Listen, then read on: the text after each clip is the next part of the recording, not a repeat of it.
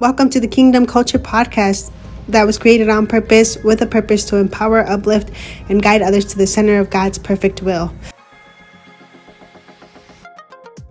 Kingdom Culture family, welcome back to the Kingdom Culture Podcast. I hope you guys are all having an amazing week. This week, I want to talk about the day that feels like everything's about to change, right? Like, have you ever had one conversation, one phone call, one moment where you knew your life was never going to be the same again? Not in a year, not eventually, but like immediately. I think we all have that before and after moment, right? Mine, however, wasn't the day my marriage ended. It was the day I realized the life I had spent years building wasn't going to happen the way I thought it would. Because I wasn't just grieving a relationship, I was grieving the future I had already pictured in my mind.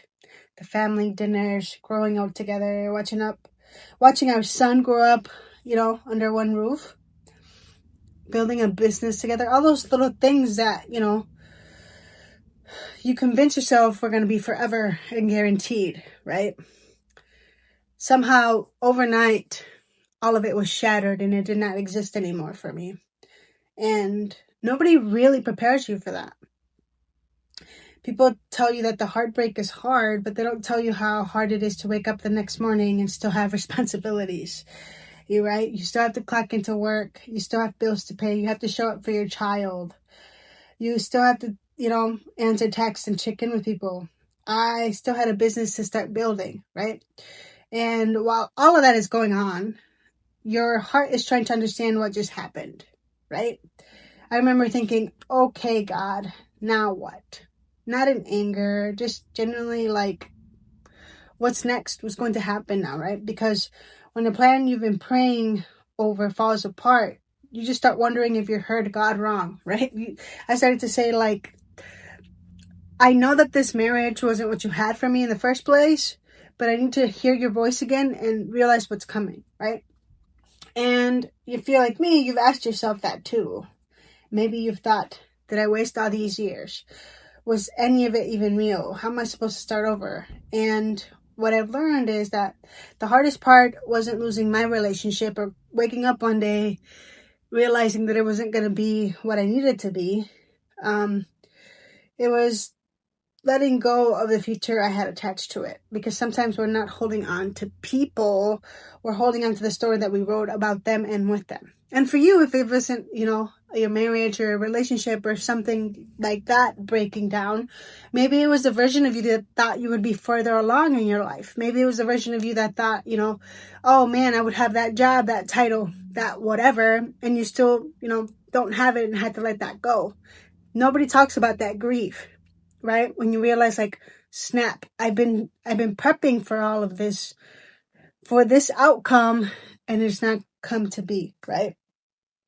And so when that story ends, we feel like our life ended too, right? But it didn't. It just changed. You start to rebuild what you thought, you readjust to whatever. And I think as humans, we do that very well. And you should always be able to adapt and be open to change anything, right? Because for me, my co-parenting looks nothing like I thought it did, right? Building my business looks nothing like I imagined it to be. Healing looked nothing like I thought I would go through. And there were days where I questioned everything. But I also realized something. God had never asked me to understand the whole plan. He's just asking me to trust him with today and the steps that we're going to take today, right? And I think that we dismiss how much power being present in this moment can really be, right? Because when we look at the big picture, we can feel overwhelmed or feel behind or feel all of the emotions, right? But when we take a step back and we say, where am I today? What can I do today? Then it minimizes that big picture and you focus on the thing that you can actually do, right? Because some of the greatest blessings in my life came after the biggest disappointments. And it forced me to become someone I would never had become otherwise. And that's what happens in your daily habits and your tiny little things that you change in your life, right? So, what are, some things that you can do if your life did change overnight, or you're grieving a future you thought you'd have and feel like you're behind? You're not. You're not forgotten, and your story didn't end when your plans did, okay? So, number one, go get quiet with God again. Like, I'm going to say this over and over and over again because this is what helped me. Just stay quiet. Stay still.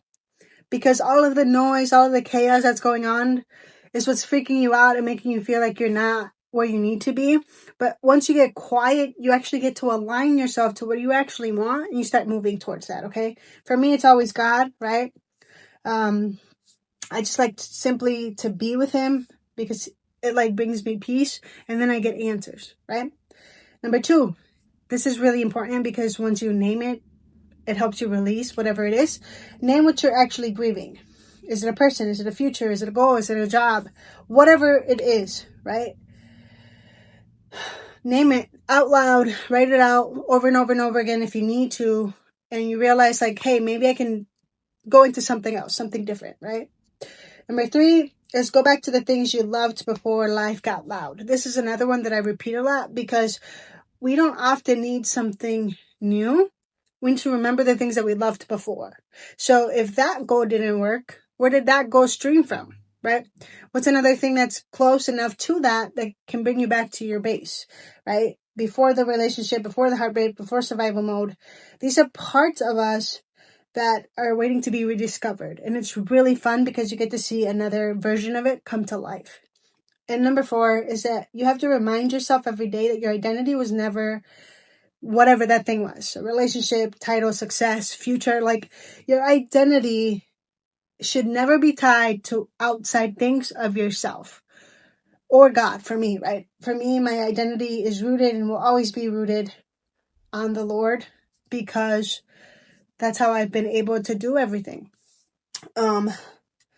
Those things can change overnight, right? Everything can dismantle itself and fall apart. But God has never changed for me in my life, right? He's been my anchor. He's been my help. And for you, it could be yourself. You can trust yourself enough to know that no matter what you go through, you can get through it, right? So, those are the four things. And I want to leave you with this verse because I think it's the most comforting reminders when life doesn't go to plan, right? Trust in the Lord with all your heart and lean not on your own understanding. In all your ways submit to him, and he will make your path straight. That's in Proverbs 3:5-6. Because honestly, today isn't about understanding why everything changed. It's about trusting the one who already knows where the new road leads. It's about understanding that sometimes a redirection is better for you at the end of everything. And in 3 months, 6 months, you'll be able to see where you were actually meant to go. And I always say this also, like, what's for you will be for you. There's nothing that they can take you away from that. So trust yourself, trust the Lord, trust your process, and just keep going. If this brought value to your life, please share it with a friend. Tag me in your Instagram stories. I always leave my handles on the bottom. Thank you so much for being here.